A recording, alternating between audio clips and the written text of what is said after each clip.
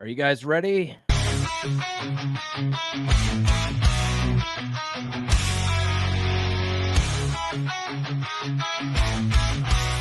Through the white thunderstorms, we ride on the back of our truckers in a field of fight. Sons of gold, hearts made of fire, conquering lands, fueling our desire. Soaring engines and lightning in our eyes, united we stand. Strength won't compromise from the east to the west. We sail and we roll with the warriors. Never feel alone. There's kids of freedom beneath open skies, a promised land where our spirits arise. We battle the storms and tides of the sea. Now we've arrived in the land we're meant to be.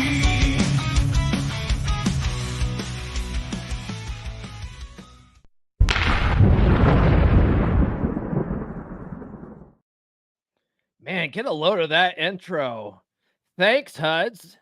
Hey, no problem at all. I love it. You wrote that song and you did all the instrumentals on that and sang it. That's impressive. That's I impressive. did. I did. Impressive. Guys, welcome to the DragonShip. I am your host today. I'm Paul Bauer. And joining me today, let's go back to the other layout where we can see everybody. Okay. Joining me on the panel today, we'll start at the bottom. We have our guest, Jack Napier, who just broke his Rule Zero hosting cherry. What's going on, Jack? After 3 years of being on there back and forth. How are True you version. walking? True version. I just was- wanted to wait till I got a full commitment. Okay. I was shocked when because it's like this, right? So Thor has been, a bit busy with his stuff. So then it's like basically just Nuke and I going, yeah, we're available. We're available to host. It's just Nuke and I, because everyone else is just like they passed the buck. And so when I said I can host if no one wants it, Jack goes, I'll do it. I was like, what the actual yes. Okay. Dude, So this is please. actually not what happened. Here's what really happened. So one night, Paul texted me. He's like, hey, Jackie, you up? I'm like, yeah. What do you mean? Well, I can come over. And then I just get us drinks, and all of a sudden I felt very odd and I passed out a bit. Before I know it, Rule Zero was on my channel and I kind of had to host. So I just fucker games. I just make stuff happen when people are passed out. Wait, so you I think Paul did you wake up sore, doing Rule Jack? Zero. Jack, did you wake up sore? no, well, a bit. And Paul was smiling a lot. I'm like, Yeah. Who wasn't smiling and talking like this in the zipper zapper? Did you want? Do you need help? Do you want to just blink? Let me know if you're still in, blink if you need. if you're in danger. Blink if you're in danger. it feels like this is the only thing I can still do. Yeah, well, I have that effect on people. Mike Steele, you're here eating fancy burgers and milkshakes, man. What's going on, dude? Well, AJ gave me, I don't know, plain throat, whatever that is. When Wait, what? Whoa, wait. Wait, what? Yeah, wait, back up. So It's the Mile High Club without being a mile high. so Flamethrower. I don't want to even know what I that wake up is. this morning and I'm sick. And my Oh, only conclusion God. is AJ carried something off the plane, gave it to No. me, and now I'm sick. Gave No. it to you. Jesus Christ. Yeah. So Oh, I gave it to him all right. Yeah. So AJ had a long layover in Vegas. So Oh, I'm got sure to he hang had a out. long layover with you. Oh, it was a long way. There's no laying. There's I no don't know, laying Mike. down. You were running ragged off Vegas. of that week with Nerdrotic, I think. Right? But You met up with Nerdrotic? Yeah. With Gary? yeah, in fact, since we're on the topic real quick, Paul, we got that. I think we still have that in the chat here, don't we? Here, Yeah. where is it? Yeah, let's play that real quick. What's up, RP Thor? I wish you were here, man. We wish you were here, but thanks for the wonderful message. We love you. Thanks for supporting the fellowship. You the fucking man. Oh, nice. I get around a little bit. I've been watching that guy since he started. So Oh, god damn. We are finally getting the Nerd Red Pill crossover. Oh, my. Yeah. We're actually So- all secretly nerds. People don't know that. That is true. We are Yeah. totally. Yeah. especially Nerds.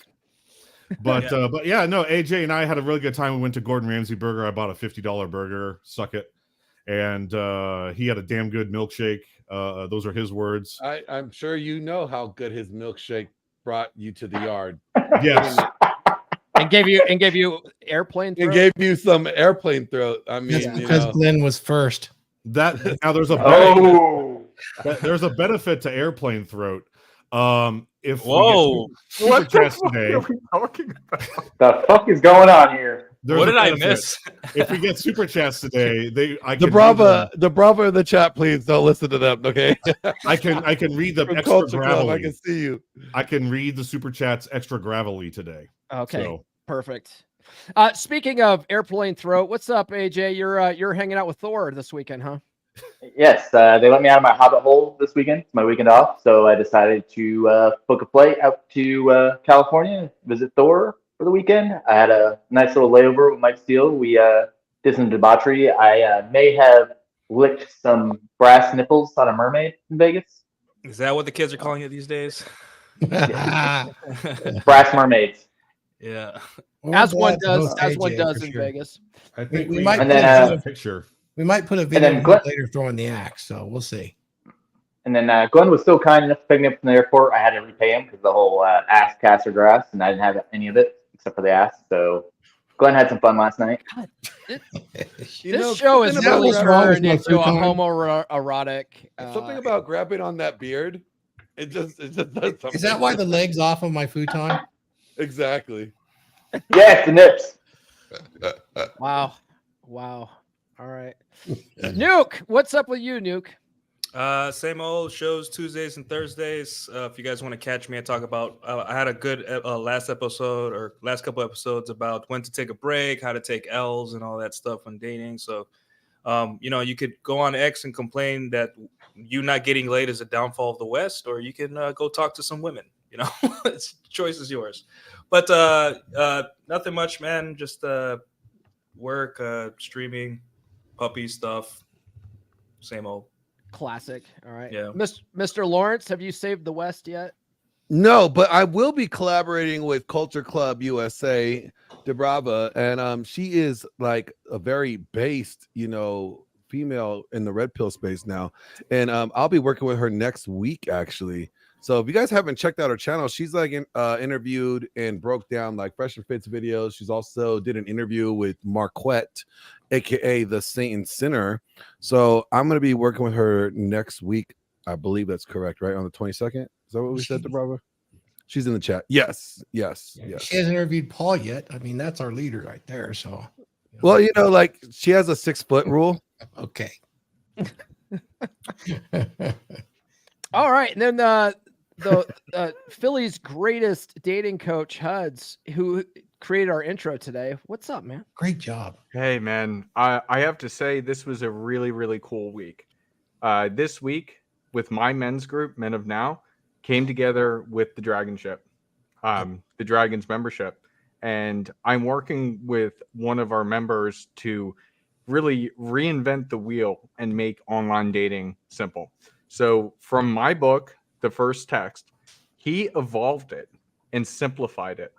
And we are continuing to improve it to the point that you will always get a response from a girl, no matter what. And it's really amazing to see. And it was really exciting to actually bring 2 different men's groups together. So I appreciate you, Thor, for allowing that. Yeah, no problem. The groups are a great thing. And let's not fail to mention the beer club too. I mean, these groups are all loosely associated and they are men's brotherhoods. And it's extremely important to our psyche as men to have these brotherhoods and friendships that span distance and time.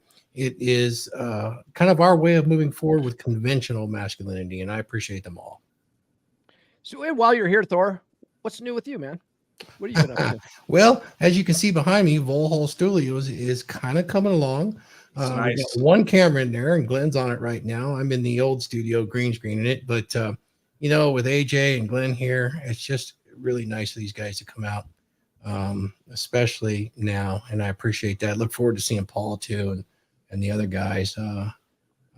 it's been really meaningful for everybody to reach out. I have not been able to really get online and do much. And I know my brother, Miko Hughes, constructed this set behind me. Fantastic. Kind of my brother and son. I've raised him since he was little. And he did that because he really wanted me to start streaming. I'm not sure when that's going to actually happen, when I'll be streaming by myself, but look forward to do it in the future. So we are making plans in that direction, and we've outlined a new book. So that's it for me right now. Just kind of head down. It's good. Yeah. I'm coming out next month, actually. So I'm looking forward Hey, to that. Wait a minute. Hold on. You're coming out next month. We already know. Congratulations. Coming So, out. are you gonna like? That futon's going to be messed up again, huh? Yeah. Yeah. Hey, You know, should we get cake tips to make the cake for him? Wait, I'll let Paul Paul. come cuddle with me. Hey, Paul. When Yeah. what day are you going? Put in the private chat. Maybe I can. Yeah. Maybe we can meet up there. Oh man. Okay. Yeah. I'll message you about that. Okay. But let's get into the topic, guys. So I've been doing this a lot lately on my channel. I've been going through the Red Pill archive, which, if you guys didn't know, a lot of the original Red Pill content's disappearing off the internet, and places like Reddit, where people used to swap notes, a lot of those old forums are getting quarantined. And so I'm not sure who runs it. I don't know if you guys know, but Yeah, Joe. God damn it, Joe D. Also, he used to go by the name of Red Pill School, I believe. Oh yeah, he follows me on Twitter, and he has a Okay. channel. Yeah. Okay, yeah. So he runs the Red Archive, right? The Red Pill Archive. And what he's done is he's basically archived all these old forum posts, all the old blog articles. Like, you can still find Royce's old articles on there. You can find a lot of Rush's old articles on there.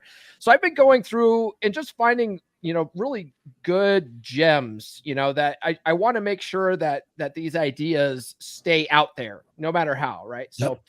So I've been doing that a lot on my channel, and I happened to come across a subreddit in the Red Pill Archive, and it's the Red Pill Women. So these are women that have come to the conclusion that they've been fed a bunch of lies over the years. And I found this one by,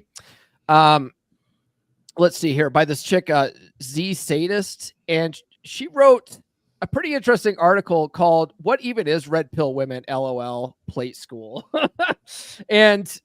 But she wrote basically the 6 things I wanted to talk about today, which are blue pill messages that she's received that have failed her. Right. So these are 6 blue pill lies society tells women, basically. And I wanted to just go through these like one at a time, just go around the horn and chat about some of these today.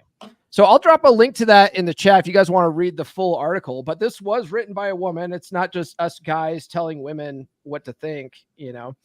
It's a woman coming to these realizations and sharing it with other women. And, and we can sort of talk about that as guys from our perspective. So the first one here is: the right man will just fall into your lap when it's time. Don't worry about dating or try to increase your odds, you precious women. You never have to do anything that puts you outside of your comfort zone, which kind of goes hand in hand with the Rule 0 that we did today, right, Jack? Mm-hmm. What do you think about that? Women don't have to try; they just show up looking. That's hot. true, and it's based on their nature too. They just are. Their sexuality is inbuilt when they're born, which is a very much a fundamental observation that we've made in this space. Is that women don't have to become who they are, and boy, does the gynocracy really promote. There's one for you, always one for you. Even if you want to be a strong, independent woman, where they tell you when you're ready to settle down, there'll be one that's your equal. Blank slate equalism, I think, is really at root here, Paul, where they're lying to the women, saying there is one. The fact of the matter is there are hundreds of ones, but that doesn't really fit the narrative. But boy, that is a tough one, because when there's only one and you think you might have that one, when you lose it, your world crashes in and there's no support for it. So my thoughts on this, though, is the right man will fall into your lap when it's time. and for a lot of women out there these days, there is no right man anymore, right? There are a lot of guys that are raised to be defective women. So a lot of these guys that show up start, displaying a lot of beta traits that women over the time give them the ick, and then they end up divorcing these guys, and now they're single moms, and they're like, I don't know what happened, but this guy's just not the right guy for me. I thought he was.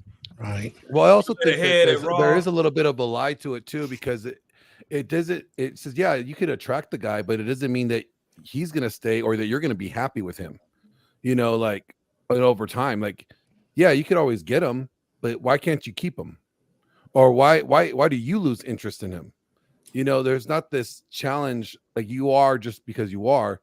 Yes, that's enough to attract the guy, but it is not necessarily enough to keep the guy that you want in interested in you. Well, this is really comforting because it lets the gals think that it's going to happen to them as part of destiny, which really fits in kind of with that zodiac astrology thing. It's very comforting to know my prince will come in and I don't have to do the work, which kind of fits her nature, right? Men chase, women receive. And we do, but I think there's a difference between getting that long-term man who's the kind of man they want versus getting sexual attention. When it comes to sexual attention, yes, men fall into women's laps all day, every day, until they reach an age to where that can no longer happen. Mostly head first. Yeah, exactly. But when it comes to actually getting a good man, no, a woman needs to do something. She needs to do a couple things.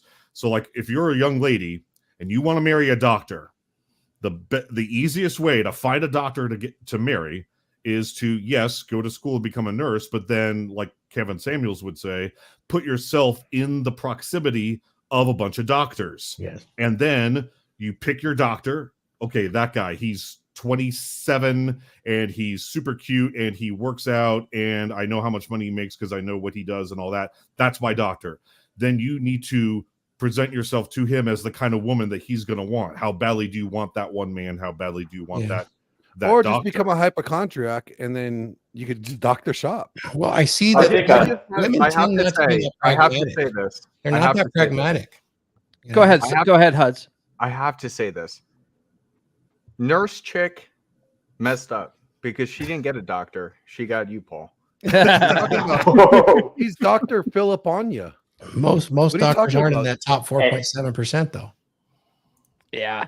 Doctors ain't got this kind of game, bro. That's right. He's Dr. Philip Anya. So I don't think they keep them in the pragmatism of exposing themselves. Just listen to anything on TikTok. Where are the men? They don't understand. That's the big lies. They don't have to use any sort of pragmatism to expose themselves to the men they want. Well, so I think they also misconstrue relationship value with sexual market value. They think they're one and the same. That throws everybody off. They think, oh, because I'm a 10, I deserve a 10 dude, but I've fucked 1,000 dudes. No guy that's a 10 dude is going to wipe up a chick that's a 10 herself physically that's fucked 1,000 dudes. But in their heads, they think it's one and the same. Well, girls don't have game either. That too. And girls think that game is like saying dirty stuff, but the girl's best game is just being silent. I know that's I would say being pleasant. I get what you mean. I get what you mean, but like right now, if you're gonna women want to. The thing is that women have this thing. It's like Patrice O'Neal's best joke ever is "Ain't that better?" I'm sure all of you guys have seen his best joke. Yes, it's Patrice O'Neal sitting on the couch watching sports, and his girl comes and wraps her warm body around him, turns on the lights, turns down the TV, takes away his hamburger and gives him a healthy meal. Like does all these things that she was taught to do on the internet, but all Patrice wanted was for her to just leave him alone when he wanted to be alone. He wanted her to be in the house hanging around, but he did not want her to sit next to him and bother him while he was doing something, right? And that's a universal experience for all men. And if you're gonna want, in order for you to be happy with a woman, you have to let her know early on that you have to leave me alone. And I asked this on a podcast once where girls were like, blah blah blah, men, women. I'm like, okay, ladies, let's see how much game you really have. I'm your boyfriend. You love me. I come home. and I look pissed, like from work, what's the first thing you do? Oh, I come and hug you, and I come in and shower you with, I pretty, and I'm like, no, you leave me the fuck alone for 30 minutes until I open my mouth. And every married guy, even my dad, because my mom had game. My mom, when my dad come pissed from work, my mom would be like, don't talk to your dad, leave him alone. Right? Just go somewhere else. He's at his computer, let him type away something, like leave him alone. And guess what? My parents are still married. They celebrated their 40th anniversary yesterday. Right. That's what it comes down to. It's not some super complicated thing. The thing is that women want to make it complicated because it's in their nature. It's like right there, serve a drink and walk away. I got to give you a sound drop for that one. Nurse Trick Nose Girl game, pretty good. Yeah, Nuke, that is such a big truism about just being in the presence of a woman is enough, but that in your face or let me tell you about my day, sometimes that is such a bad thing to do for game. It's just really hard, and then the poor gals sit there and you start hearing there's a lot of talk. And have you ever been in a situation where you're not listening to me? Yes, because I need this space. I need space. Women don't understand it because from their point of view, they want to talk through the problem, right? So if they had a bad day, they want to talk about it, and they think, well, if I want to talk about it, guys want to talk about it. It's like, no, we don't process things differently. We process things differently. Yeah, really good point, Nuke. Brilliant. Yeah, Jack, you were going to argue with Nuke about this. Argue, not per se. What did you have a thought about it though? Kind of a thought. Like, girl game is not just be silent; it's more like be silent at the right time, kind of thing. Yeah, but like the actual girl game, like there are girls who know how to be charming. Unfortunately, they're few and far between, kind of thing. Like where the article talks about, like, the right man will just fall in your lap when it's time. Now, okay, so he's fallen into your lap, but will he stay there? Probably exactly. Not. That's what Probably that was what I was trying to get at. Like, that's the point what I was trying to get at, Jack, is like, yeah, that we may fall into your lap, but can you keep us there? Can you keep us interested long enough to where it could be something that you actually want? Like, that goes back to the relationship value versus sexual market value. Like, does the lap stay a safe haven of peace and serenity and things like that, or will it turn into this whirlpool maelstrom of chaos? It's just a calamity and adversity everywhere, like, what's it gonna be like later on? And I don't want to spoil it, but which one is it? The fifth one about the spunky women, where it's like, if you're in the beginning as a woman, you're charming, you're fun, you're bubbly, all that, things like that, and then all of a sudden you turn snarky and whatever because you can't keep it up, and that's when you're probably going to lose it. Because if there's one thing a guy really can't stand in general, it's an argumentative woman. It's a disagreeable woman. Oh, yeah. And especially disagreeable for the sake of being disagreeable. For fun, like, yeah. That's not fun. We don't want an insufferable bitch. No, pretty damn much. Yeah, it's like what Patrice O'Neill said. Women are so focused on being lovable, they forgot how to be likable. Right? Exactly. Yeah. Like, being likable is very different from being lovable. We love you inherently, but if you see the difference between two different guys who are in love, a guy that's in love is like, this girl, like, he just looks annoyed, right? Because his girl doesn't understand that how to be likable. Now, a guy that likes a girl is just like, man, this girl's a hoe. I love her. Like, she's so cool. She leaves my apartment, doesn't say anything, doesn't text me all the time. And that's because women that are just like side pieces give you lots of space. And that's what guys understand. One of the reasons men cheat, unfortunately, is because they just feel smothered and they just need a time with a woman that doesn't care if they come or go or anything like that. And it's unfortunate, right? But it's just, you need to give men space, especially now. Men need space. And if you don't give him his space, he will start to feel suffocated and he'll run. He'll run from you, like almost literally run from you. Yep. Which shout out to Pearl. Yeah, go ahead, Thor. Yeah, I want to shout out everybody in the chat. Pearl, thank you so much. We appreciate you. Also, I'm going to read her comment because she is interested in this topic, very much so. And women are also terrible at differentiating between men with money and fake money, laugh out loud. I have interviewed so many women that think they've dated billionaires, and I don't believe it. Yes, of course. I mean, this is part of the blue pill lies that are told to lots of women. And we appreciate those comments. Thanks for tuning in. Pearl, Kate J, thank you. We appreciate that. Tim, Ada, all the folks out there, I'm trying to shout you out. Nick, man, that's awesome. Culture Club, Nurse Chick, always a pleasure. We see you appreciate and supporting the Dragon Ship and your man. He is at the helm today doing a fantastic job, which reminds me, guys, please like and subscribe over there at Come On Man Podcast, at RP Thor, at the Hudsman, Mike Steele, Glenn Lawrence, of course, and Nuke. Nuke is tearing it up.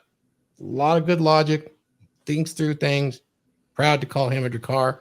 AJM, up and coming, and of course the inevitable Jack Napier. He is inevitable. Could you imagine if of all people, I had the Infinity Glove? Your motherfuckers be fucked. I know. And you have the Lego stone. No. Because all I gotta do is give you like a 1 billion piece Lego set, and you just put the Infinity Glove down. Now reality is whatever I want. Just do whatever I want. It's like, his whole house actually is made out of Legos. You just can't see it because we're zoomed out. You know what? Welcome, Jack.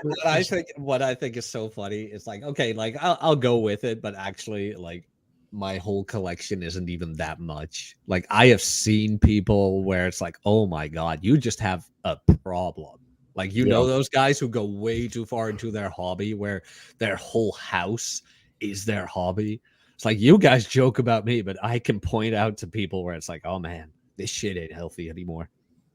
I got a question for you. Appreciate all the supporters, guys. Back to the super chat. Mike, would you read this one out for Glenn? I don't know. We're going to see what kind of world we get, but it should be really interesting with Glenn at the helm. So Airport. we're going to read that out. I appreciate it, guys. You want to ask questions? Super chats are super appreciated. Every channel accepts. So we're doing great. Thanks. Culture Club USA. If I had the Infinity Gauntlet, I would make Glenn 5'4". I think that. Have you seen him in person? He's 5'5". He is. All right, guys, let Mike read this. Culture Club USA for $20. Thank you for the support. To help Glenn save the world, Debrava US Fire. Well, first of all, thank you, Debrava. Like I said, I can't wait to be working with her this coming week. She has a really great show going on, so I definitely, it's very encouraging. She got something going. She's going to be making some definite headway here soon. Fantastic. Remember, guys, the Dragon Ship, where a rising tide lifts all boats. We are that rising tide. Back to you. All right. So I want to touch on one thing that Pearl said, right? Like, women have no idea that if they're dating real billionaires or not. Just fun fact, guys, there's a place in LA where you can get your pictures taken in a fake fuselage of a private jet. So if you want to look like a billionaire on Instagram, there's a way to do it. And we on are top all, of that, just saying, we're all billionaires on this panel. All of us. Just all of us, And- for real. Yeah. Oh, hey, look, One, guys. 10 pounds. Here, go, read this one, Mike. Dang, man, that's like worth what? $42 here. Thanks, Pearl, man. In California, it's like $1. I know it. Pretty much. 12 bucks. Thank you, Pearl. Appreciate it. Hopefully, nice show from London. Do it again. Nice. That was good. That was good. Do it. Nice show from London. You are only supposed to blow the bloody doors off. Wait, You know, what's all you, this? you know That's how Michael Caine. That's Michael Caine. I knew it. if you guys say water bottle in British, it sounds like this. Water bottle. Say Tuesday. All right, guys, let's get on with this, right? Yep. So the next one on the list here is the right man will love you unconditionally, exactly as you are. And if you're fat and mean, well, he's just not man enough to handle you.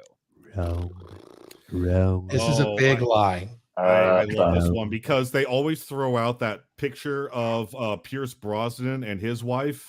And they got married like 30 years ago, and Pierce Brosnan only gained like 20 pounds, but his wife gained like 120 pounds, and they're still together. They're just like, see, there's a good man. There's a good man.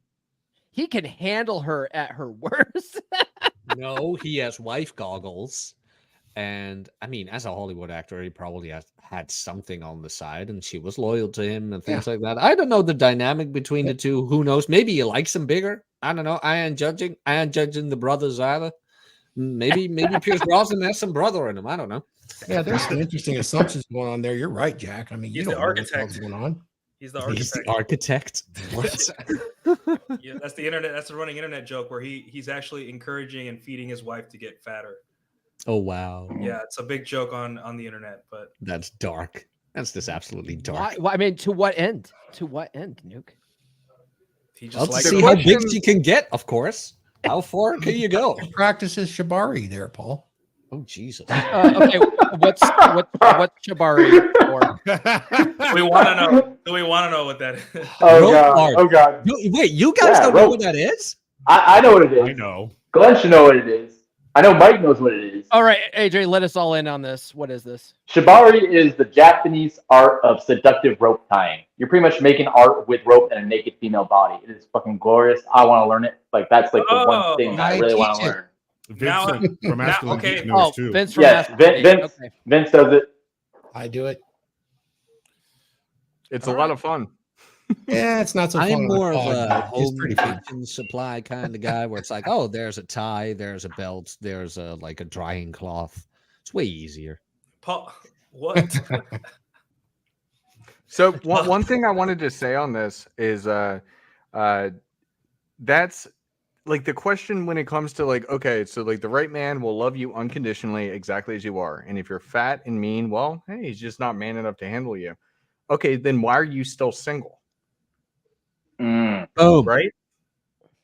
Boom, baby. Because all the Because men are it's the terrible. man's fault. It's the man's fault. It's never their Oh, fault. I forgot. Yeah. Fat shaming. They're fat shaming me.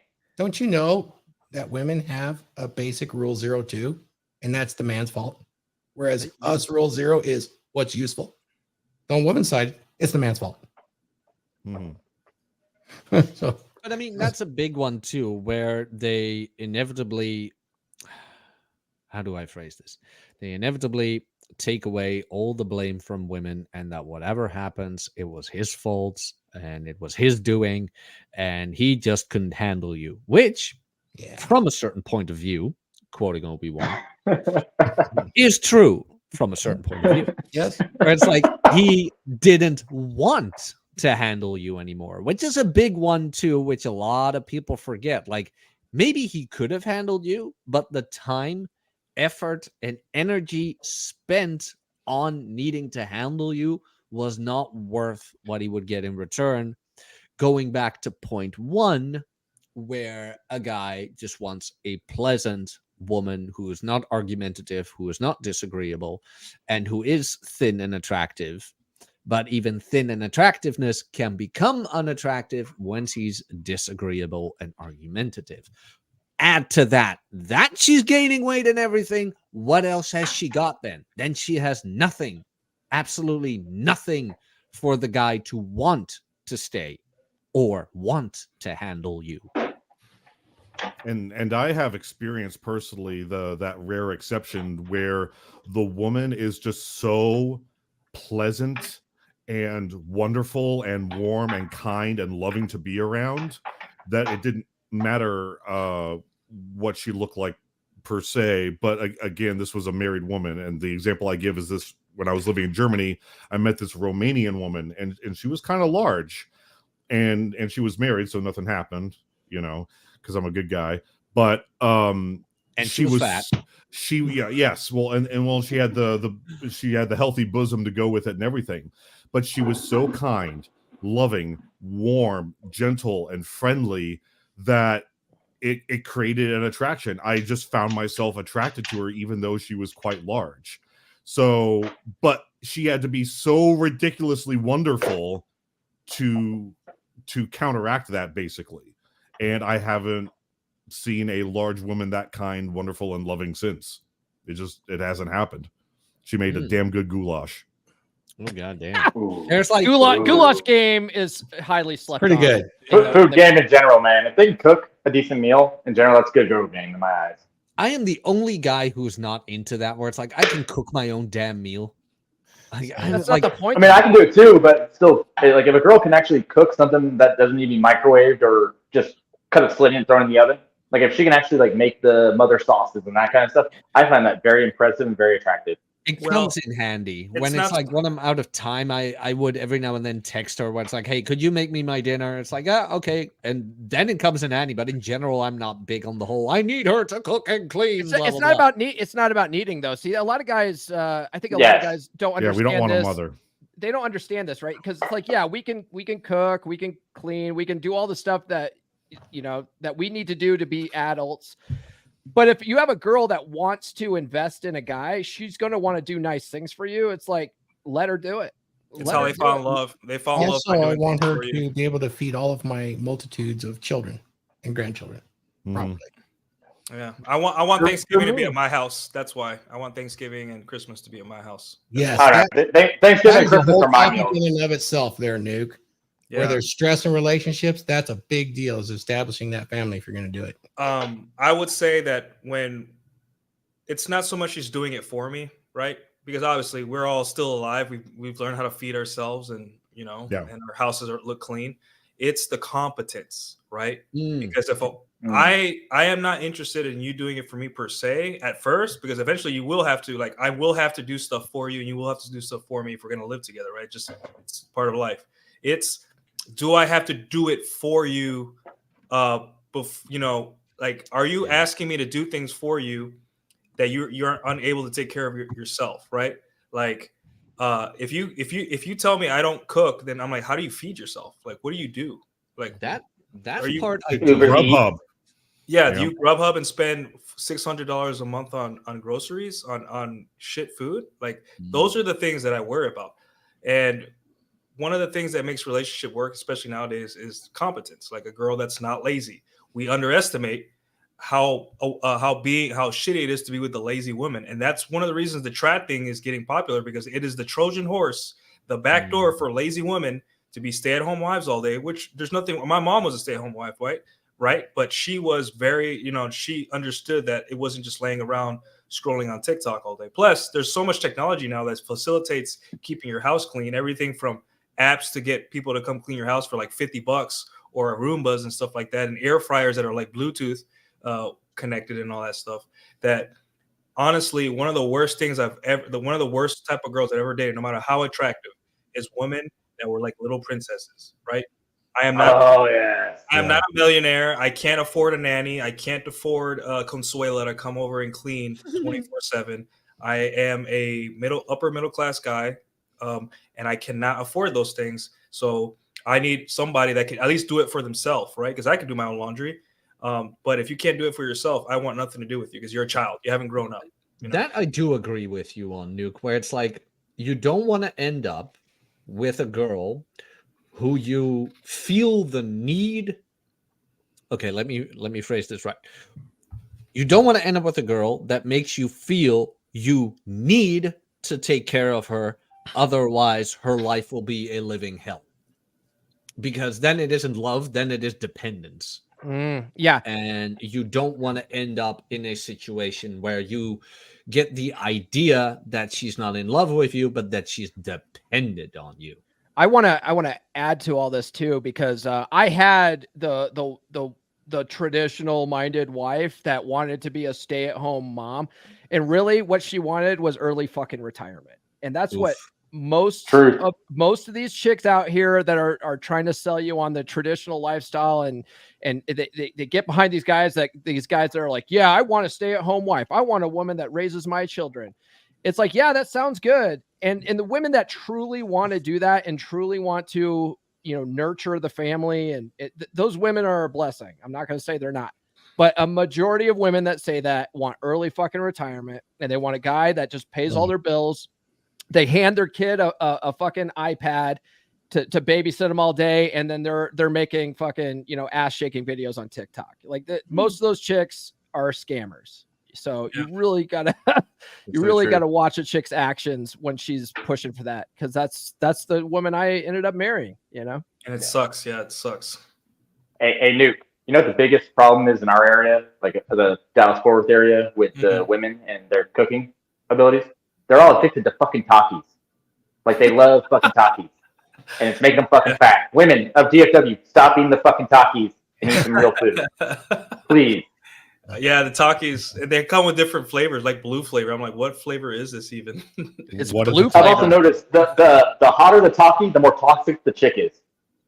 What's Yeah. Ooh, Taki? there you go. So It's that's like- a red flag. Is that It's what hot you're saying? Cheetos. Yes. It's like blue hot Cheeto, except more spicy. It's like hot Cheetos, but more Yeah, spicy. the Blue spicier the Taki. Takis is a red flag. I've seen those. Okay. Hey, we got a super, guys. Mike, you want to handle the super? Yes. What voice is going to handle this super? What are we thinking here today? Maybe. All right. I got one. Generally specific for the $10 super chat. Thank you so much. Glenn is the real deal. A man willing to help out others. And thanks for the notes on the other night. Looking forward to saying Scald with the Crow someday soon. Pearl would love to interview you. I'm Morgan Freeman. All right, here we go for Glenn and for General Specific.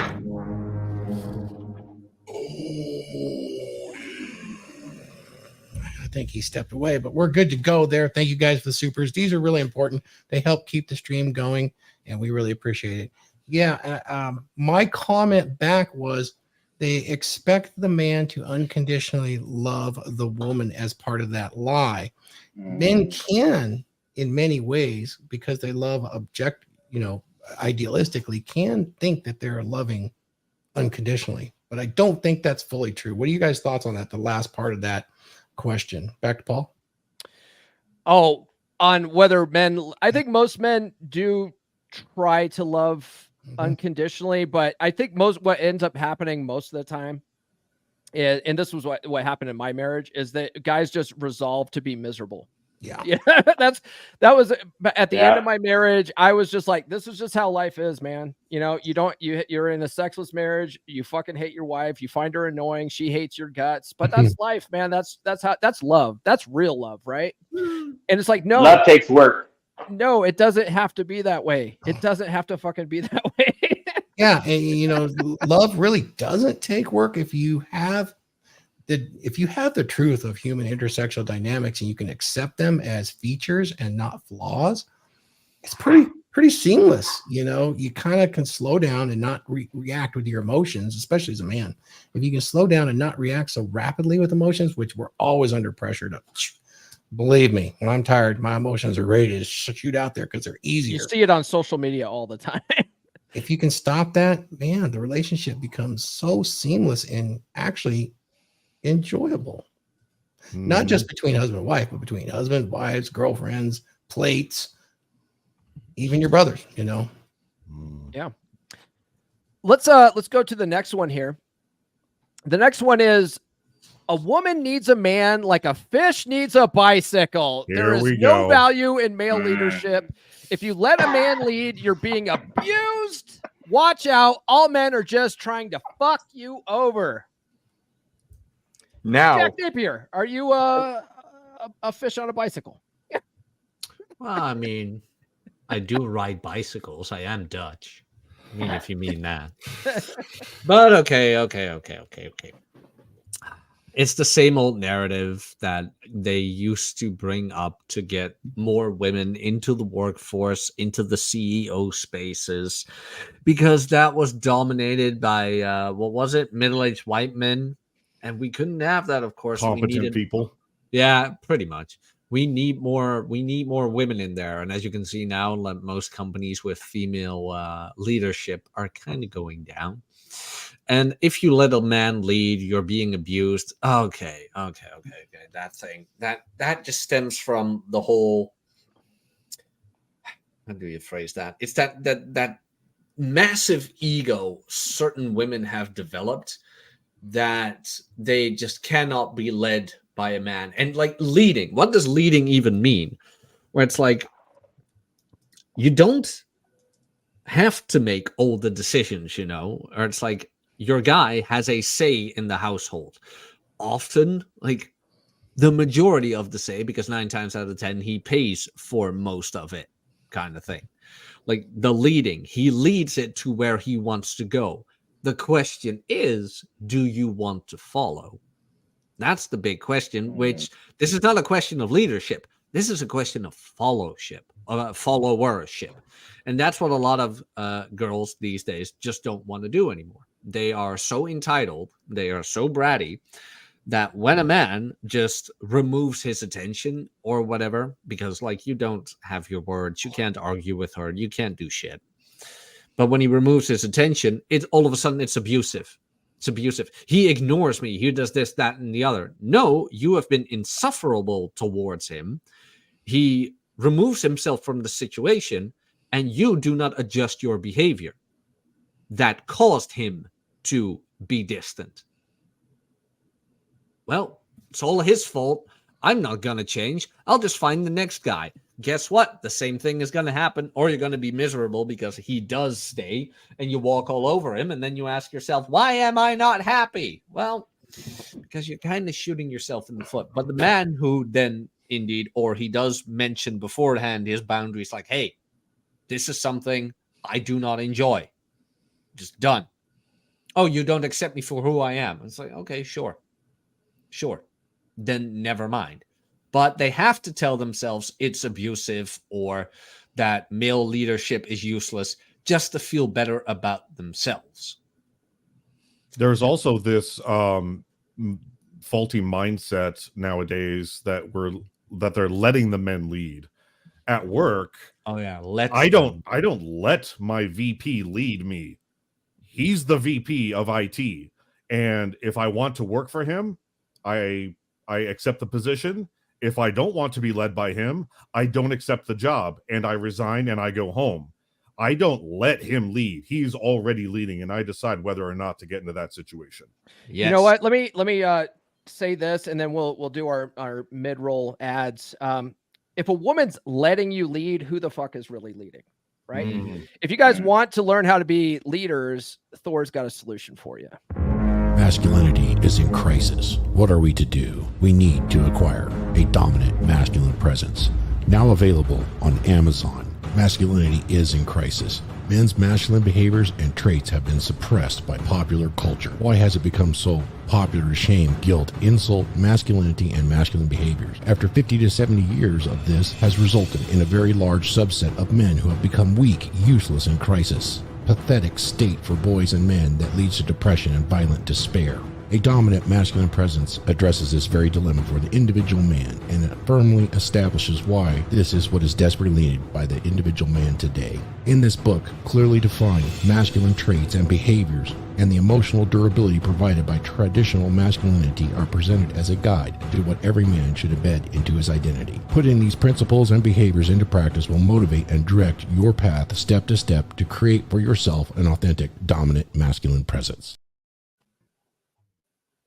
Life is a journey filled with twists and turns. Why is it that essential life lessons aren't taught in school? You probably know that the mitochondria is the powerhouse of the cell, but do you know how to invest in a Roth IRA?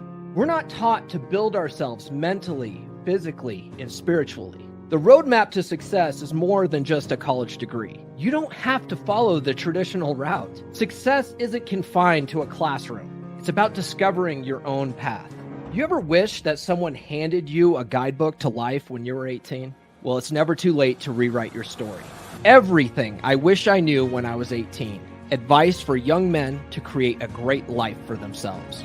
This book is your compass, guiding you to pick the right career, how to invest wisely, and how to prepare for a fulfilling future. To take control of your health and your fitness. Learn how to date efficiently and find genuine desire. And master the art of leading healthy relationships.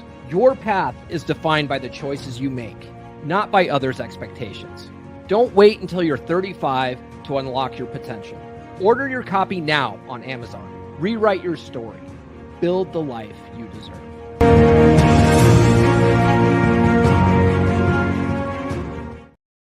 And yes, fish do need bicycles, because if they didn't have bicycles, we wouldn't have transport from the lakes to our dinner plates. Okay.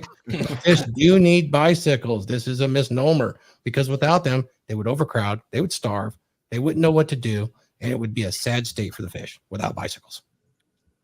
That's right. That makes sense.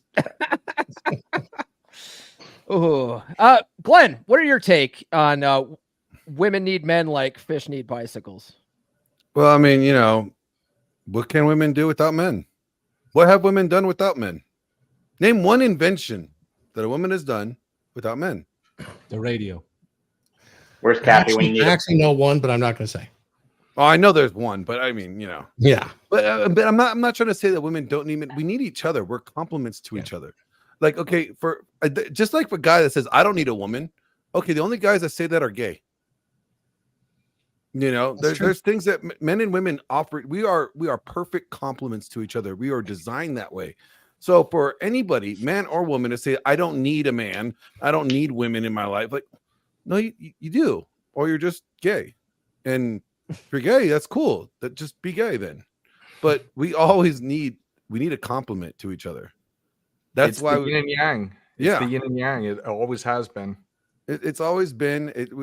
Men are always going to need women. Women will always need men. And to believe that lie, then you're just delusional. Simple as that.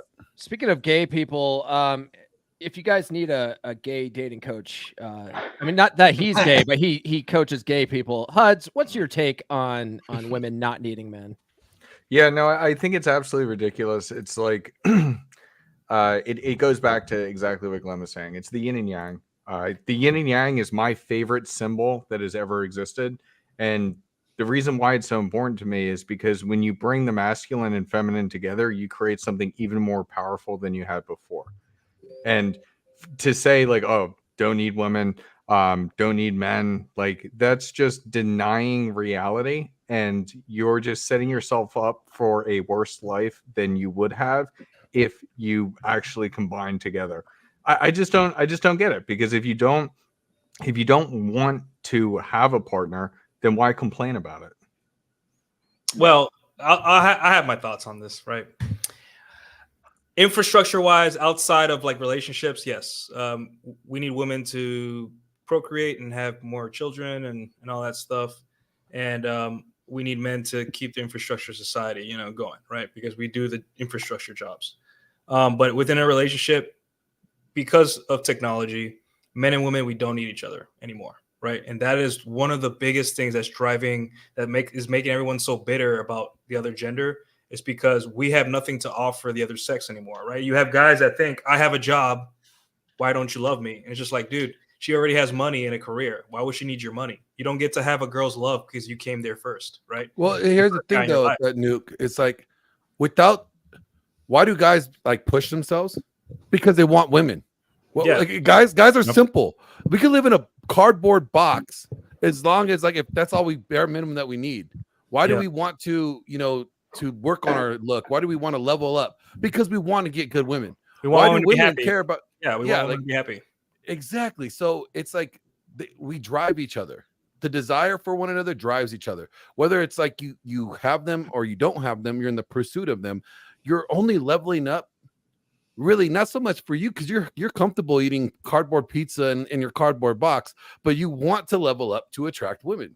So it's like to think that we don't need each other, even today in the technological world, the way that society, it's almost asinine. Well, I'll say this: it's not we don't need each other to survive, right? Oh, like, yes. And the thing is, both men and women are like, and this is what this list is based off of. It's like women trying to figure out what they can do to keep men around. And you see it on Twitter, like men will cheat. No matter what I do, men cheat, or men will sign up for this. And I'm like, listen, the thing is that men and women, at least in the beginning, have only two things to offer each other, right? And that is excitement and genetic material, right? Because there's a lot of single moms and a lot of single dads. And unfortunately, it happens, life or whatever, right? But if men and women if you want to stay ahead of the curve and not be depressed all the time, you have to understand that the first thing you have to offer women is excitement, is fun, is freedom, right? Because they already got everything else taken care of. You don't get a woman just because you have a job. You don't get a woman because you can build a coffee table or whatever. You get a woman because you excite her. You're the fun guy. It's the lifestyle, right? And men think that because we keep the structure of society together, that we're going to go on a podcast or or even worse in real life, and explain to women, hey, I have a job and I maintain society. You should appreciate men more. Never going to happen, right? Because just like we can't fathom how much attention and adoration women get from social media and in real life from men, women cannot fathom the amount of work it takes to keep this whole country running. They will never understand. It will fly over their heads. You can take them to a refinery, you can take them to a factory, you can take them to anywhere, a boot camp, a Navy ship, an airport, anywhere, and be like, this is the amount of work it takes to keep this country. And then they'll be bored out of their mind and tune out. And they'll tune out. So instead of talking past each other, both sexes need to realize, like, hey, technology has made men and women not need each other for survival anymore, because women can work and women don't need us for anything. If they want movers, they can call two guys to move them out of their apartment. If they need a guy to fix their car, they can call AAA or whatever. So as a guy, you have to realize, like, hey, I need to focus on excitement. And then later on, if she wants to stay, she'll realize, like, oh, I'm actually kind of competent, and here's what I have to offer you. But we cannot talk all day about what men do for women on a large scale, because they don't care. They will never. I just to piggyback off what Nuke said. I don't know if you guys have read this book. It's pretty good. I'm in process. Ryan breaks it down as, women. We are at a place where women don't need men, right? But they do sure as hell want men. But they want a luxury brand. They all want Louboutin. So Yeah. It's all about how do guys make themselves a luxury brand that a chick wants as opposed to needs, right? Which let's move on. I have one question Oh, for go that, ahead. or one thing to say on that last one. With the abuse section, like how they classify everything as abuse. There is one thing I have learned in my past relationships as a thing called reactive abuse, and I'm not condoning it. It happens naturally when a guy, especially for guys, when they have that nagging wife or nagging girlfriend that just constantly beats on that guy. He's eventually going to snap, and that's when they say it's abusive, and it's clinically called reactive abuse. So that's something you got to look out for. If you feel like you're getting to that step in the relationship, it's gone way too long, you probably should eject. Everything's abuse nowadays. Yeah, I want to yeah. if we pull up that generally specific comment again. He's right. Men build societies and women make societies worth living in. Again, there's still that yin and yang facet to it. It's like we could build a society, but do we even want to live in it? Well, we need someone to make it livable, And so I think he's right there. Yeah, I agree with that. Let's move on to the next one here, which I think we can all breeze through, and we've talked a little bit about this, but weight doesn't matter. BMI is a lie. All sizes are sexy and healthy. Look, Bullshit. No. Thor, can I go ahead and just release them out now?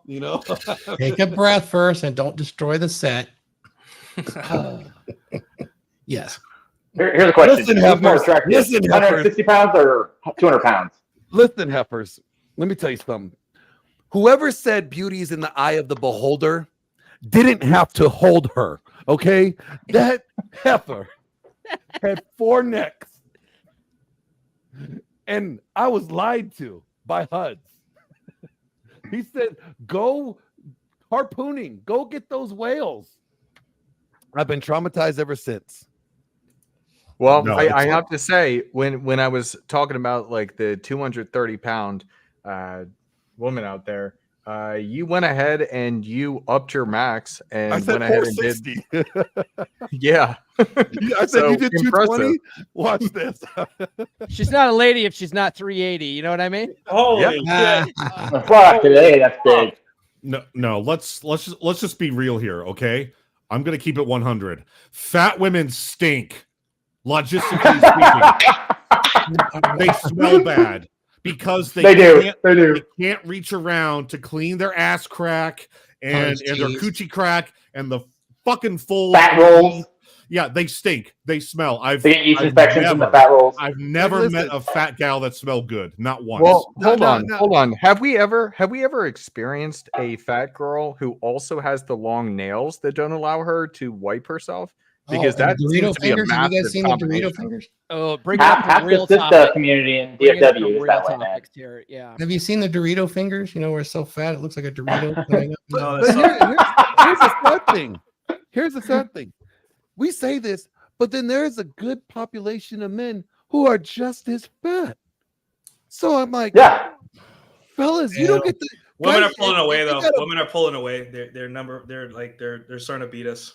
Well, they They're are but I'm accelerating. Like, yo, fellas, like you got that booty do where your stomach sticks out further than your booty do.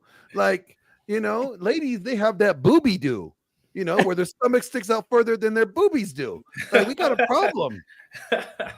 Yeah, the average Yes, American it's woman very now unfortunate that weighs we've been more. overrun with corpulent copulators to Yeah. the degree we have. Speaking of conspiracy, do you guys remember when everybody used to smoke cigarettes? Yeah, now we're Yeah. all debate. 4 out of 5 Yeah, doctors yeah. preferred Chesterfield. And Yeah. you notice everybody was thin? Probably because they were Virginia cancer. Slims. But as soon as people stopped, having the cigarettes and that money went down, did you notice that all of a sudden people got fat and diabetes? So from all the Get back medical to expenses, It's also the food pyramid. it's really, really strange, and it is really out of control. And it's I don't know what to think about it, because do men prefer? They don't, but men are desperate, so it's like they're going to stop eventually. A thirsty man in the desert will drink that drop of water. And Look, there was a thing about a girl having a shelf, and that was like her ass, like she had an end table ass, like her ass was so nice, it just you could put a cup on it. Now the shelves are in the front. The shelves are the stomach that holds the titties up. The fupa. It's like, The fupa. yeah, a whole different kind of shelf. From the boomer side, we used to take a dime, and if you could bounce that dime off, or if it's stuck, you got a problem. Yeah. So let's ask the question: why don't women lose the weight if it's their physicality is or their Because their- I Because shouldn't have to society is do telling us anything. Compatibility and laziness. I shouldn't have to do anything to attract a man. First lie. There we go. First There lie. we go. Yeah. Yeah. And the thing is, like, when we see women with like the long ghetto nails, and maybe they'd rather wear shapewear instead of lose 30 pounds or whatever. But I don't understand. My theory. She wants her Lululemon, man. She wants her Lululemon. My theory is that there is a kind of competition between women to emancipate themselves from male expectation, and they still getting men to preposition them for either sex or relationships or whatever, right? So if you listen to female rap, unfortunately, that's what it's based on. I can be a hoe. Yep. I can have the long nails. I can be fat. I can be a bitch. And my men are still obsessed with me, right? Because that's how women compete. Lower class women, that's how they compete, right? Because they think I want to emancipate myself from male expectation, right? Just look at a lot of the viral threads back in the day on Twitter where men saying lists of what girls should be. And like, remember Ajax Cortez, that guy, the fitness guy? He went viral. His first super viral thread was a list of things that women should be, right? And he made the news. That's how afraid women are of male expectations, how much it pisses them off. So if you pay attention, if you realize like when women do things that make themselves unattractive or weird or just make they're saying this is what they're communicating. I can do whatever I want and men will still like me because I'm just that good, right? So that's one of the reasons women are fat, because if they really truly needed men in relationships, right? If men really had standards, then they would actually be in the gym or not eat so much, and McDonald's would go out of business. See, that's exactly what it is. Men have no standards. Like I tell you right now, I graduated from the school ship of shallow Hal. I am shallow as fuck, like dead ass serious. Like have one lazy eye, I'm gonna be fucking with you all day long. Who you looking at, bitch? Who are you looking at? Look at me, eyes right here, eyes right here. Like I am that shallow, but it's standards. It's literally like standards. If I won't fuck you and walk out in public with you, you're not. I won't even talk to you. You know. I go by Thor's savage math on this. 3 threes is a 9, man. That's why 3 threes is a 9. You are part of the Guys, problem. there are some gals that are overweight. I'm not going to go into morbid obesity, but there are gals overweight that can make up an attractiveness by sexual energy, and they do this. And that's I've seen it. That's the weird. Because when you say overweight, are you talking like 10 thirsty. pounds? So when men are so thirsty, it's that man in the desert problem again, and women capitalize on this with their social proof to each other. Oh, don't worry, girl, don't worry. And it goes right back to that first lie, Paul. Whereas that one guy will have you and he'll love you unconditionally As fat and as gross as you become with Dorito fingers, with yeast infections in the cracks of your, breasts, Ugh, and boob sweat. it's just, Oh guys, God. When you walk you're a around, bad and man have if you can't swoob, accept that. And Gotta rub that's some Gold Bond under it's that. so if you walk around having done. swoob, not from working out, there's a problem. But And- I don't get that about fat chicks. I really don't understand that. Why they even wear makeup? Where it's like, if all that money you spent on makeup and looking thin Personal was trainer. put into a gym membership, you would have been way better off. You can't Well- foundation away a double chin.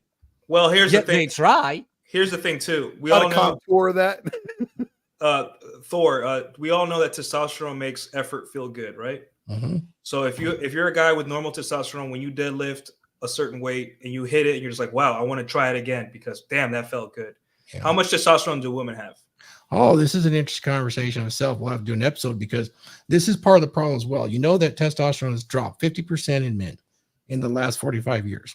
Guess what? It's happened in women too. The impact of their metabolism is insane. They have 12 to 17 times less testosterone, yet it is used for exactly the same functions that it is in men, and it's not for virilizing secondary sexual context, such as hair and all that stuff. No, that's reserved for dihydrotestosterone. We're talking testosterone and free testosterone.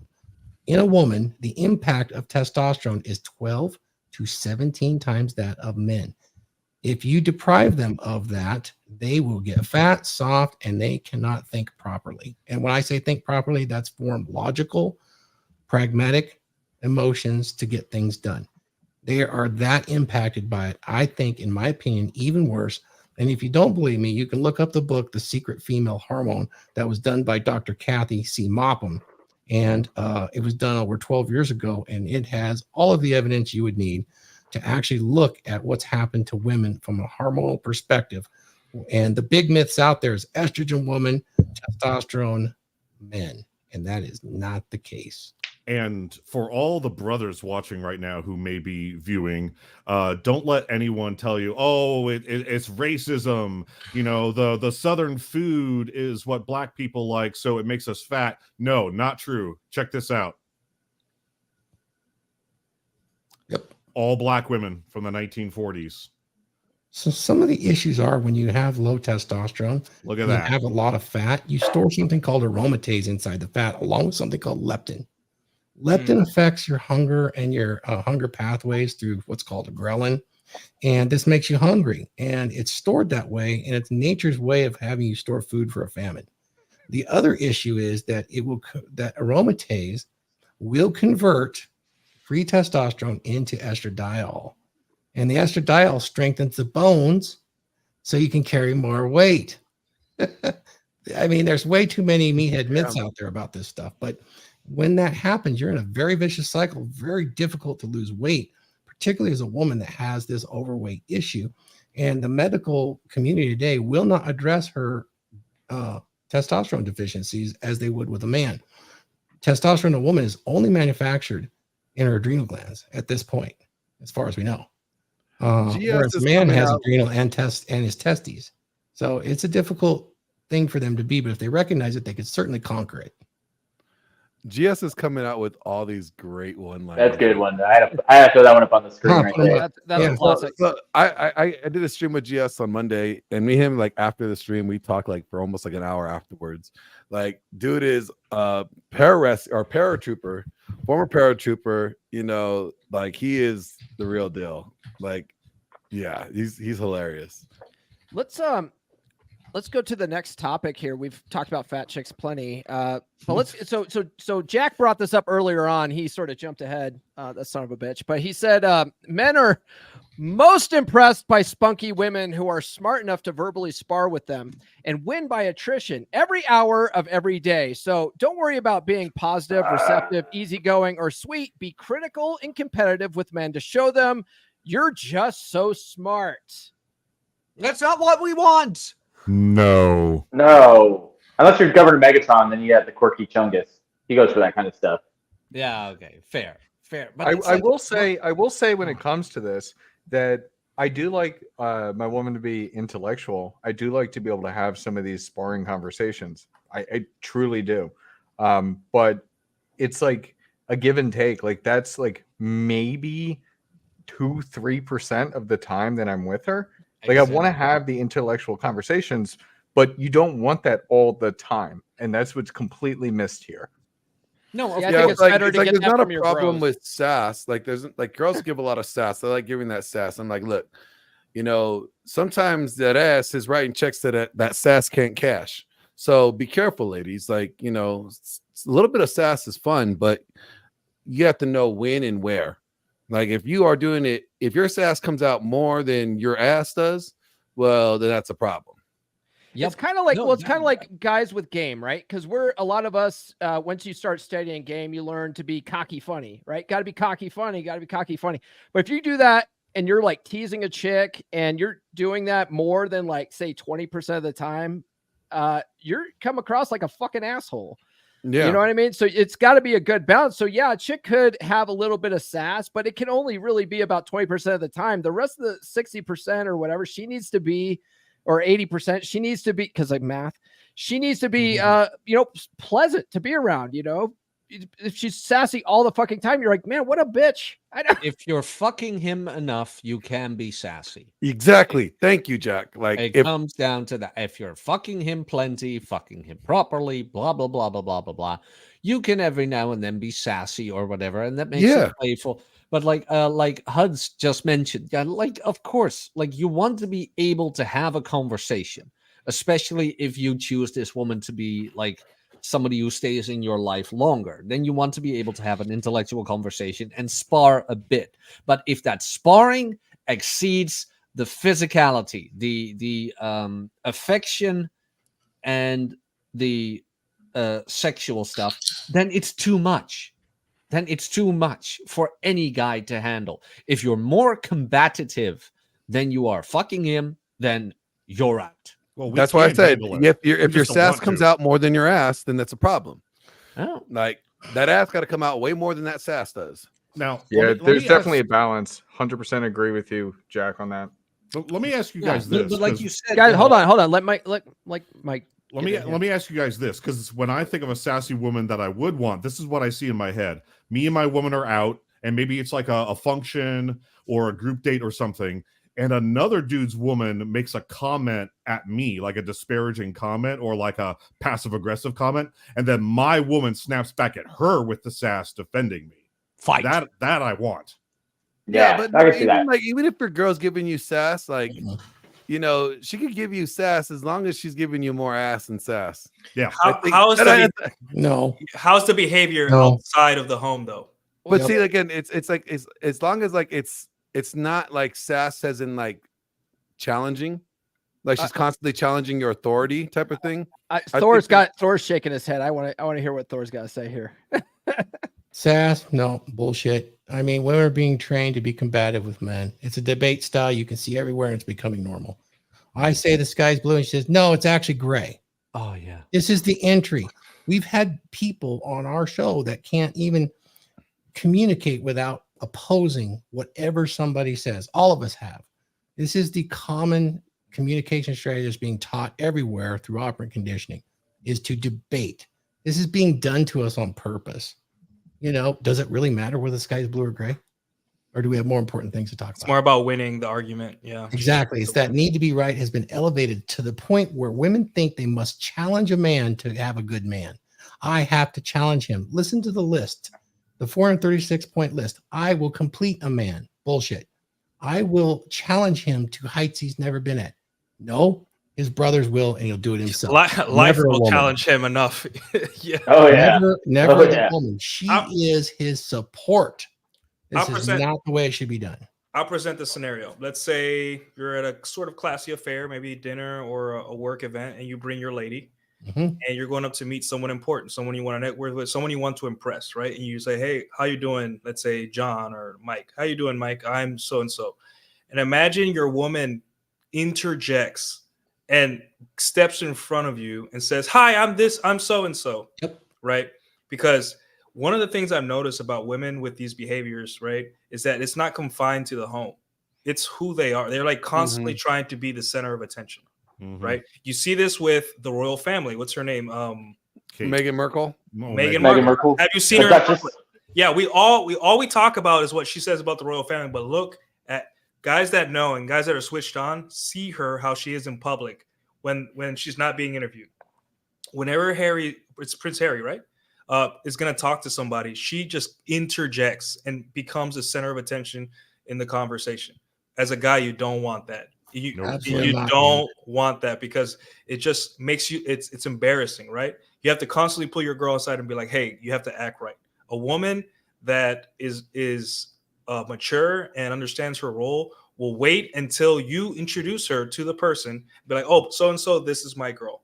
This is so and so," and she will put out her hand and say, "Nice to meet you," right? And that man that you're trying to like do business with or meet or impress will be impressed just because of how respectful she is, right? And that's something that a lot of women don't understand. They think they think that they can blowjob their way into a man's heart, which I encourage you to try. But those There have been plenty of women that have done that. I mean, Dude, what do you think? do they have a gag reflex? This is really important. But Wait. men with standards and men that have options will look at those little tiny moments in public and be like, "Yep, this girl's for me." That's how women win. This is a big deal. When I did my LTR screening for people, I spent a lot of time on this and a lot of interviews.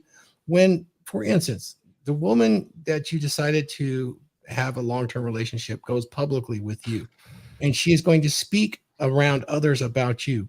If she is going to say things like, "He is so smart, what a brilliant man, I am so lucky, and you should be so lucky too. Listen to what he has to say." Those are really important things. It is not does not happen often. What I most likely hear is that many times the women are trained, they listen to the man speak, and they interrupt and correct his language. This is a huge indicator, guys, when you are in public with a gal that might become a number one plate. You'll be speaking and you'll say something kind of out of place, and she will interrupt and correct you for no reason other than to be right. This is a giant red flag. And if you confront her on it and she holds a grudge more than 24 hours, you'd better not move forward with her. That's I think that's where I'm differing from sass and what I'm talking about. Because like what I'm talking about is like, you could be like, "Oh, I'm gonna go talk to this chick over here," and your girl's like, "Oh, you gonna fuck her too?" I'm like, "Yes, you want to join?" And if her response is like an attitude, or she's like, "Yeah, bring her home," like there's difference there, or like, "Oh, you're just gonna go talk to her, aren't you?" "Yes, I am." Like it's just shit test passing, right? Yeah, like that's a level of sass there that's not in that same sense that you're talking about. It's a little bit of sass, but not so much sass. But do you guys know that feel when she has been on that high level of sass that even like the smallest shit tests become tiresome? Yes. Where you don't even feel like playing with her anymore, where it's like, no. Well, we're just done playing. That there's a dynamic difference. is completely ruined. There's a difference between a playful shit test, which is just like it's playful, you know it's harmless, and then just a straight up fucking insult where you're like, okay, she's just being. She wants you to win the shit test, though. She wants you. Oh, she does. Yeah. Yeah. She's like, please pass this shit test. For the love of God, please pass That's this the test. problem, where it's like when they've been so insufferable that a guy doesn't want to win anymore. Yeah. He just doesn't want to play. Yeah. He just doesn't want to play anymore. Because it's a constant behavior with them. They have it on all the time. They've been don't trained know how to turn it off. literally by media, by social interactions. Now, sign language is so prevalent. Men are starting to adopt it, guys. Watch any of your reaction shows and you'll see sign language even from the hosts. Yeah. I was gonna say, like, this kind of topic kind of brings me into my interpretation of the Madonna whore complex, where you want her to be the Madonna in public, right? Being nice, quiet, respectful for you, and like bring you up, and be a whore for you in bed, be your personal porn star. That's how I interpret the Madonna whore complex. She's respectable in the streets. She's your personal porn star in the sheets. Yeah, that's what every guy wants. Really, that's simple. Yeah. Let's do this last one here, and then we'll wrap up. So the last one is having kids can always wait. Never prioritize family over career. You can just postpone these decisions indefinitely. Did you see that article about that woman who had a kid at 50? This is a big one. This is like the nuclear bomb. This is the nuclear bomb of the feminist lie. that women are told. Your eggs beg to differ. The intellect level of your child begs to differ. Your personality at 30 versus your personality at 25 beg to differ. The fact that you can't play with your damn kids when you're 47, it begs to differ. Okay, your kids can't even hang out with you. You can't even build a fort with them or do anything with them because you got arthritis all through your bones and shit. You can't chase them anywhere. Do you want to go to your kid's high school graduation at 70 years old? Fuck looking off. like a grandparent? I do with a 20-year-old girlfriend. Bingo. Hell yeah. Oh, Jack does. Okay. Can you imagine me I'm old going and to my gray? grandchildren's graduation.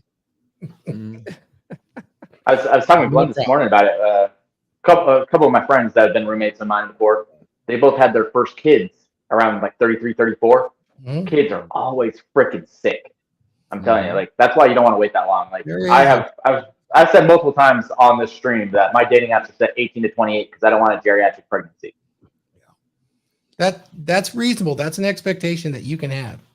You'll be castigated for it because women will shame you because they don't want to believe that. And I get ran up the right flagpole for it. That's absolutely a reasonable, rational request. Like I've met women who've like given birth over like 32, 33, and they're an absolute physical mess afterwards compared to women who've given birth in their 20s. Yeah. They're That's just like my friend. completely destroyed. Yeah. The woman Well, is it's just also- destroyed. Well, you know what, Glenn? I hear you about to talk, and maybe that's why I am the way I am, because I was born when my mom was 34. It can happen. So you've got us. But were you the first kid? That's I the was. question. I was the first Okay. kid, yeah.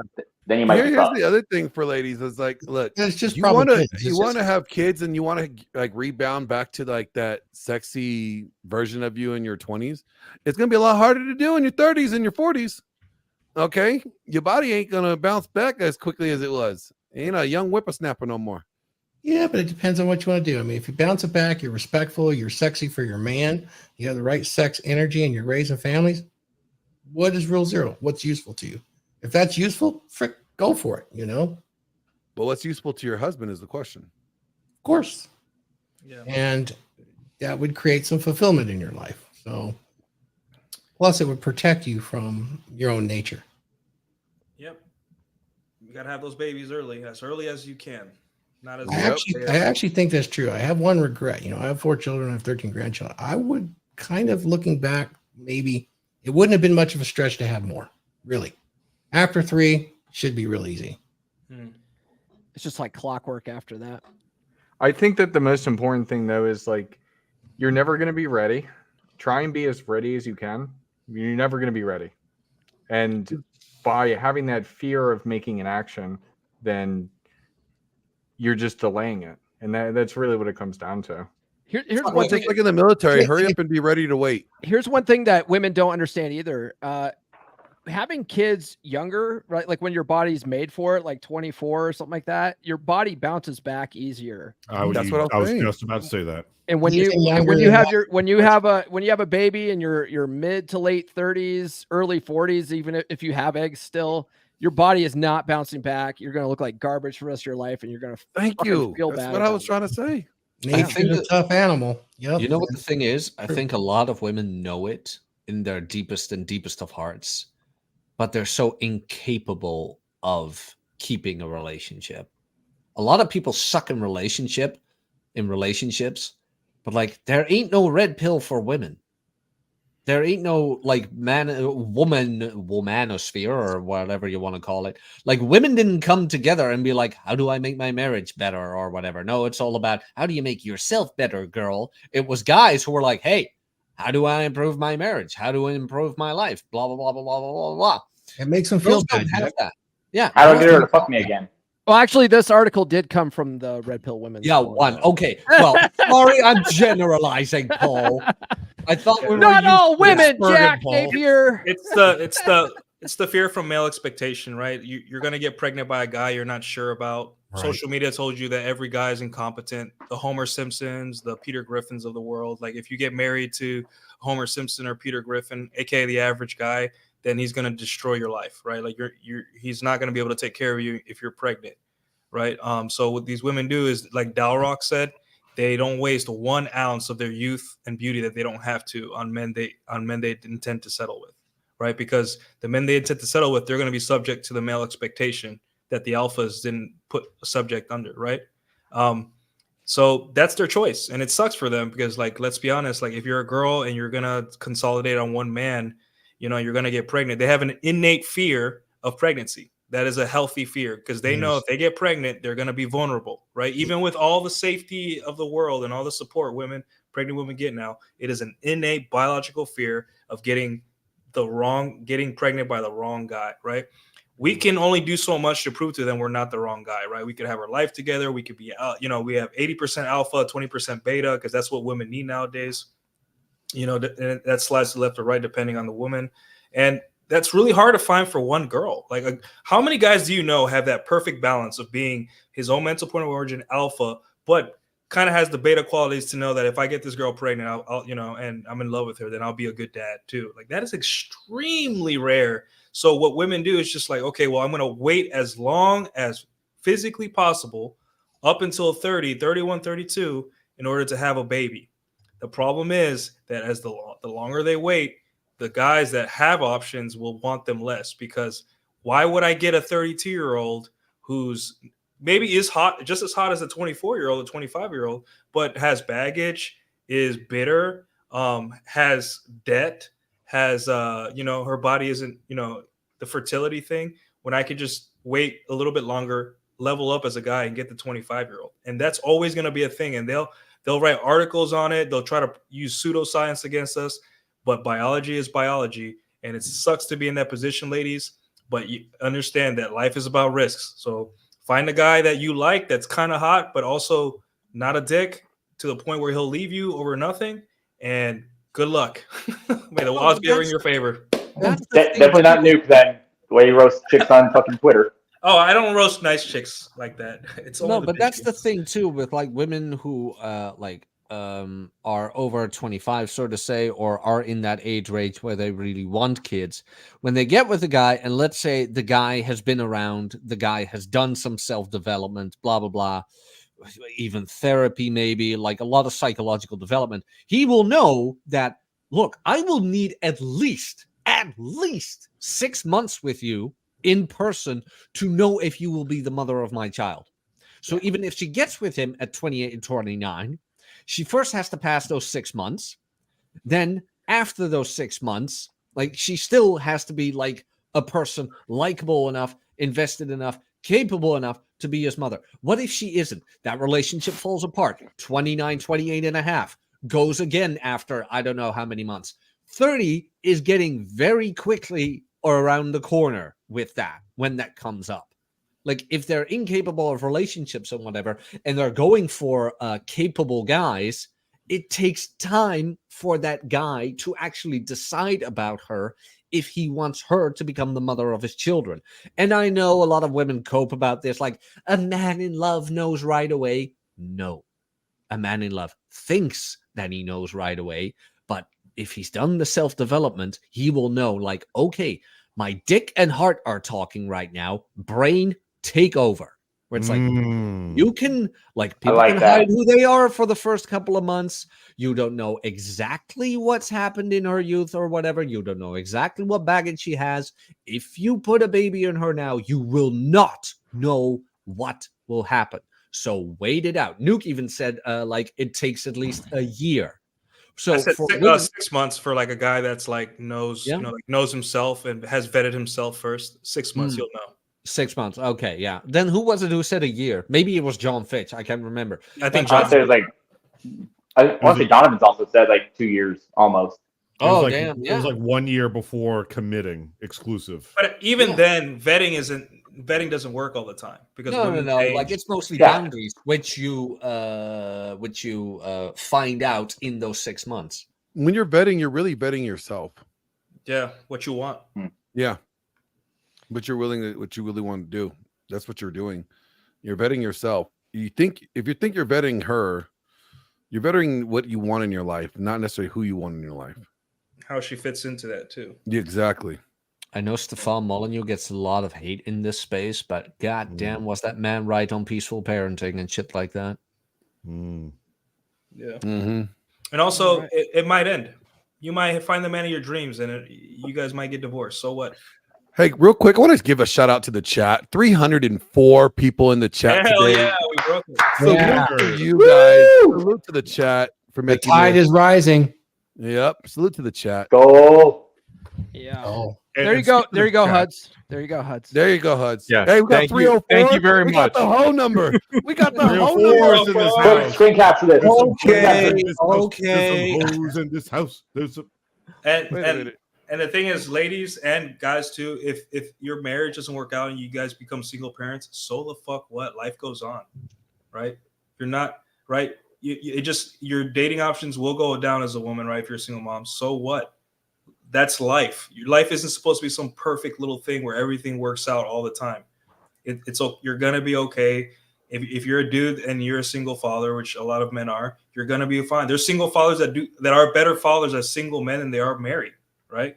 And you might not know that till it ends, right? And also, it's gonna be okay, right? I know society says that if you're not married, you're a failure. I think shit happens, you know. We're not dealing. We don't know what to do with the social media thing. It's making us crazy as human beings. We don't know what to do. We're trying to grasp on it. We don't know the power it gave us. So let's just relax, forgive yourself, and realize that you're especially as a guy, your marriage doesn't define your relationship status. Doesn't define your value as a man ever. So. All right. I think let's go ahead and use that as a place to end here, and we'll just go around the horn and talk about what we're working on. We'll start with our guest today, Jack Napier. Hello. What do you got going on today? Today? Or in general? Oh, in Building general. Legos like ever. No, not even. Tomorrow we're doing Post Zero. We're talking about how you are not, well, how you might get your revenge fantasy and you're not going to like it, and how wanting revenge is actually very detrimental to your own well-being. So we're doing that tomorrow on Post Zero. Other than that, I will probably do a stream on Wednesday, my channel, Truthcast, probably something fitness related. And for what I have done this past day, we had Rule Zero on my channel, and we did Red Evening with Rob Says last night on my channel. So I can drop a link in there, I guess, to my channel, so you people can check it out if you want to. Oh, and I did a stream with Nuke this past week as well about the power of Stvu. Shut the fuck up. Why it's important for a guy to know when to speak and when not to speak. So if you're interested in all that, go to there. My channel is in the chat, and that's it from me. Thanks for inviting me on again. Yeah, let's go to AJ next. What's going on, guys? I'd like to give a shout out to the Beer Club, the Hot Dude Army, and the Dragons for helping us get to that miraculous 300 views, and Duke for pushing it. You can find me on my channel, Arm Details, on YouTube. Find me at ARMatthews33 on X, AJMK6R20 on Instagram.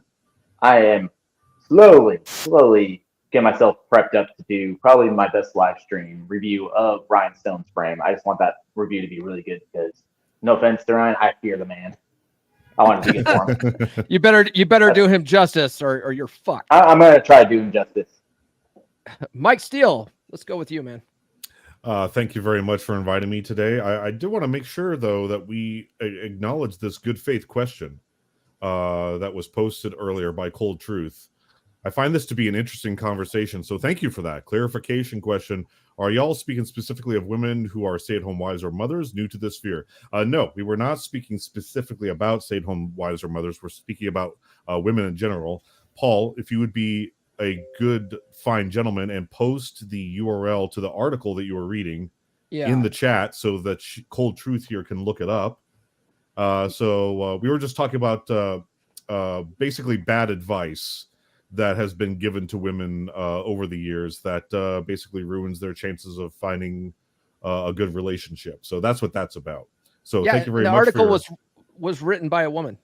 Yes. Yeah. So thank you very much, Cold Truth, for that genuine question. If disagreements and questions in good faith will always be addressed. Me personally, I got a slow week coming up here because now AJ made me sick when he came out to Vegas. So, Hey. Give you that. You're welcome. Mile high throw. You're welcome. yeah, plain throat. So I wouldn't be surprised if you come down with something now, AJ. Plain throat is crazy. Better not. I'll Dude, kill him. I'm like, I got the immune system of a god. Kill him. But no, I got a slow week this week, so probably not a whole lot.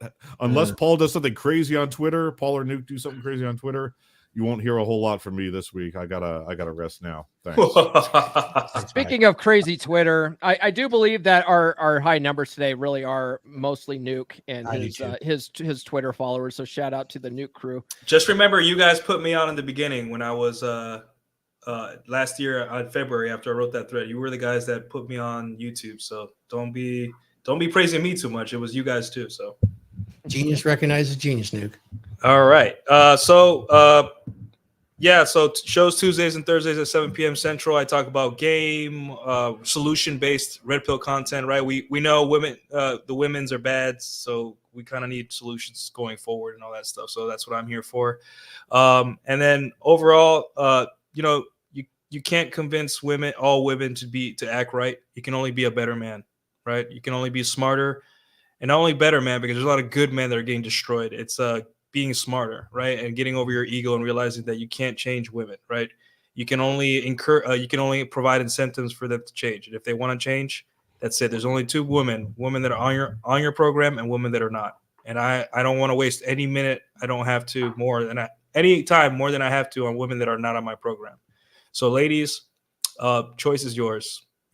I don't care if you don't want to be on my program. Have a nice day, and I wish you luck. If you do want to be on my program, welcome aboard. That's all I got to say. So thanks. All right, Mr. Lawrence. Yeah. So I got a real spicy video that I can't drop on YouTube, but is it I'm gonna watch it later. Is it AJ? Is it AJ and Mike Steele? No, Yes, it is the footage from my GoPro. Are we gonna That's have in my to? suitcase Are right we now. gonna have to buy some Jergens or? You're gonna have to watch this on Gumroad. Mike, do you have it prepped? Oh, Mike, you're on mute. 75% and processing. Get ready. Here we go. Here's a little promo for you guys. Good deal, Glenn. Oh god, we're gonna get banned. All of us. No, don't ban us. I'm not banning you. On this episode of the Late Night Podcast with Glenn Lawrence, we got the beautiful Hime Marie coming through for an exclusive interview where Glenn asks to see if he has what it takes to be in the adult film industry and to react to some of the most wildest videos and to talk about relationships and to see whether or not Glenn actually shoots his shot. This is going to be that hot, steamy, and funny kind of episode you are not going to want to miss. So make sure you watch the Late Night Podcast with Glenn Lawrence. I absolutely love the fact that you took me out of that entire thing. Thank you. Well, because that was Glenn, I got a question for you now. Are you gonna buy Sterling Cooper's book to get your dick bigger? Because I don't think you're gonna make it in the porn industry. I've already been working on it. I've been working on it for the last 2 years. I got an adult film star, Hime Marie, award-winning adult film actress. Me and her and HUD sat down, and we had a great, conversation where we played a game. These days? We had a great conversation where we played a game at the end. Let's just say I won. Was it Twister or Naked Twister? It's creative, and Glenn's done a good job. I look forward to it. It's going to be behind a paywall because it is like that, and it's something special. I think that Glenn does well here with HUDs, and they have something special. So it's going to be very much worth watching when that comes out because it's different, and it's entertaining, and it's just fun. So I have seen it. Glenn, good job, and HUDs, very good job. Thank you, sir. Was that all you wanted to say about that, Glenn? Yes, that's all I wanted to say. All right, let's go over to HUDs real quick, and then we'll have Thor go after that. Absolutely. So continuing to put out content and to help guys. If for anybody who doesn't know, I am a dating coach. So I help guys, I guess, adjust to this modern 2024 world that is very confusing. So the best way to reach me is right there on my Instagram. As I had said at the very beginning of the show, really cool this week for one of my members to evolve my book, The First Text, into he just optimizing it over and over and over again. And then it was really, really cool to be able to bring together two different men's groups.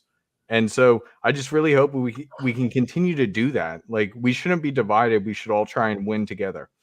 So that's really all I have to say. Instagram, best way to reach me. All right. Thor, man who Fantastic. brings us all together. You know what? I live for this, guys. It's the best having their cars come on Saturday morning, have a nice open chat. I look forward to it every week, no matter how tired I am this is fantastic. Guys, somebody mentioned in the chat real quickly, I'm just going to do two things here. Something about the Myers-Briggs, and it is relevant kind of to the blue pill lies. Myers-Briggs test is used in corporate America. I have a chapter on this in my book where I delve into why it was put together, and it does reinforce the blue pill lies that you hear today based on emotionalism and kind of convincing men in corporate America to think and behave emotionally like women. And if you learn the history of it, look at the chapter that I have. I believe it's 9. It's the warning, and the warning will protect you. So with that, take a look on Amazon, A Dominant Masculine Presence. That's really it. The only other thing that I would say is right now, I am actually getting quite a few DMs on becoming a power line. So I'm just going to go ahead and post my 1-hour video on how you can become a power lineman in skilled trades and start making between 100 and 300K a year. We really need power linemen out there, even though we're entering somewhat of a repressed economy. Infrastructure is critical. And if you're the kind of guy that can get up early, stay late, pound your chest, and be proud of work that you've actually accomplished, this would be something for you. It'll show you all the schools in the U.S., and it'll give you an idea of what kind of search and what kind of jobs you can do to prepare for a career as a power lineman. Here you go. Thank you, guys. Until next time, Valhalla Studios, Skull, back to you.